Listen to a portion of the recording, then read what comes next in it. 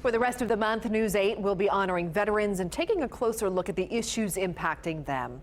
First this week, there is a promising treatment for traumatic brain injuries and PTSD called HBOT, but the treatment is not universally accepted. Yeah, Indiana is the only state to fund the pilot program specifically for veterans. News 8's Richard Essex has the story.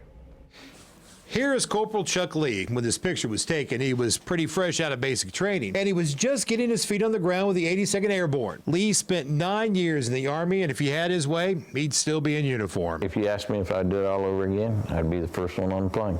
He first saw action in 1989 in Operation Just Cause to overthrow then Panamanian dictator Noriega.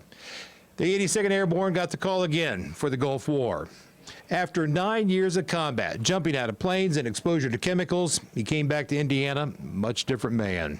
When I first got back, I drank heavy. I was lost, you know. You come back, you lose your team, and you're trying to fit back into society after you come back from seeing all that over there, and you're trying to piece, your life back together, and you lose yourself. His service to our country presented him with another fight, the fight for his life. Yeah, I hit rock bottom.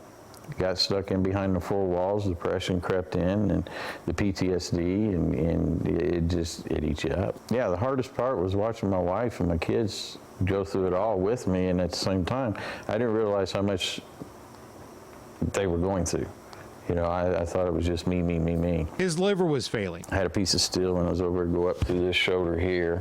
His brain was broken and he was confined to a wheelchair by the pain coursing through his body. Doctors had prescribed every painkiller on the market, but the pain persisted and he'd had enough. What you are about to hear, his wife has never heard. One morning she left for work and I made my way to the bathroom and had a gun to my head. And she came back in, she forgot something. When she come in the door, she hollered, and I hit the floor and started crying like a baby. I hid the weapon, and I never said anything from that point on. I just let it go. He turned to alternative medicine and discovered hyperbaric oxygen treatment. You get into a chamber and they pump oxygen in there and it's pressurized. Commonly called HBOT. 2 weeks.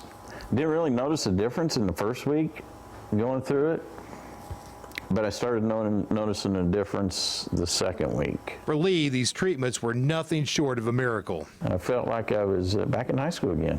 And as the treatment started going, the progressions of my symptoms started kind of dying down and diminishing. I mean, the inflammation to the muscle tremors and the spasms to even my blood pressure, high cholesterol, liver enzymes. I mean, it started changing the effects of what was happening to my body from over there. After 80 treatments over a 2-month period, he was free of his wheelchair. In 2017, the VA began offering HBOT to a very small group of veterans suffering from traumatic brain injuries. The treatment is considered off-label and not widely supported by the VA. But there is hope for Indiana veterans. 2 years ago, Indiana lawmakers approved an HBOT pilot program. Purdue's Weldon School of Biomedical Engineering and Clark Memorial Hospital in Jeffersonville will use HBOT treatments on 15 veterans with mild to moderate traumatic brain injuries. If there's even a small chance that this could work, we definitely want to be a part of it and try to make it happen. Art Trulip of the Purdue Neurotrauma Group and a former captain in the Air Force is helping administer this pilot program. There's a lot of anecdotal evidence. It's not just anecdotal, there's also a lot of survey data that kind of backs up what's going on. We kind of identify the physical mechanisms that are at play within the brain that are actually changing as the HBOT is going on. So if there's something to be found here, we're going to find it. The chosen vets will undergo 40 HBOT treatments and a series of MRIs before, during, and after the treatments. The pilot program will take 1 year. In Indianapolis, Richard Essex, Wish TV, News 8. And Purdue is actively recruiting veterans for the program. To be considered, there are a couple of guidelines. Vets with shrapnel or metal implants will most likely not qualify.